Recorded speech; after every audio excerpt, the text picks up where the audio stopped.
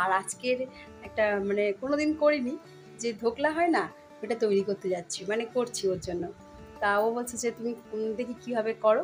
তাই বলছি তোকে বাইরে যেতে হবে না, তুই কর, আমি খাটেই মানে প্রিপারেশনটা করে নিই।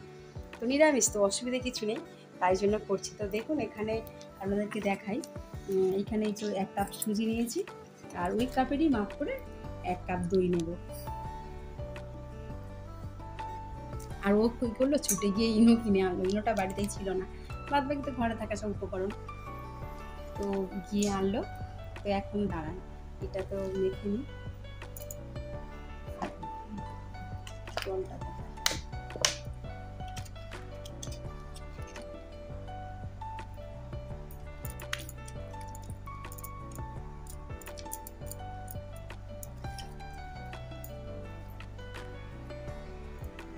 শুরু দিয়ে একটা শুরু দেওয়া যেতে পারে, প্রায় 1.5 কাপ মতোই হয়ে গেল।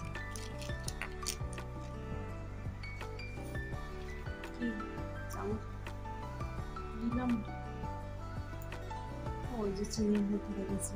তো এইবারে সুজি আর এটা দিয়েছি, দইটা, আর তার সঙ্গে একটু লবণ দেব, ওই ছোটো মানে চামচের একদম আগায় করে একটু লবণ, আর একটুখানি চিনি দিচ্ছি, আর একটু হলুদ গুঁড়ো দিচ্ছি, আর জিরের গুঁড়োও একটু দেবো।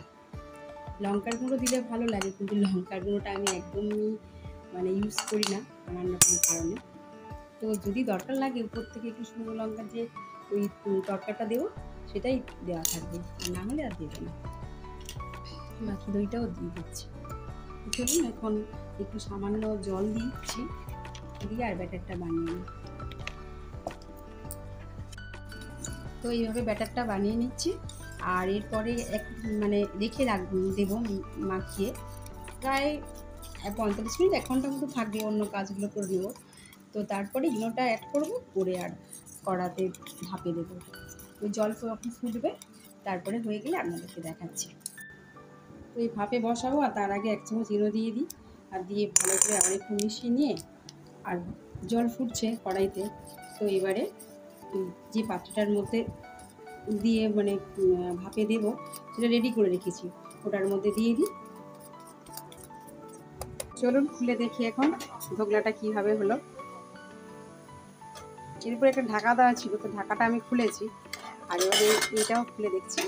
ও এই তো ভালোই মানে ফুলেছে দেখছি, অনেক ফুলেছে। তো দেখি একটু চাকুর সাহায্যে, না দেখে নেই, ঠিকই আছে, মানে হয়ে গিয়েছে। এবার ঠান্ডা হলে একটু ওই যে কারি পাতা আর সর্ষে ফোড়ন দেবো, দিয়ে একটু ছোঁক দেবো, তারপর সার্ভ করবো। তো দাঁড়ান কমপ্লিট করি।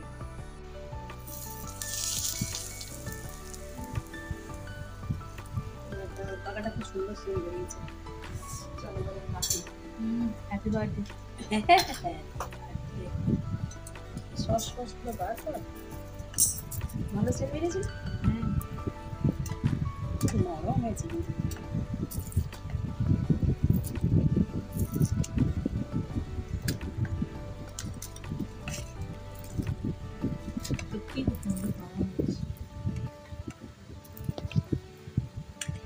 খুব সহজে হয়ে গেল কিন্তু।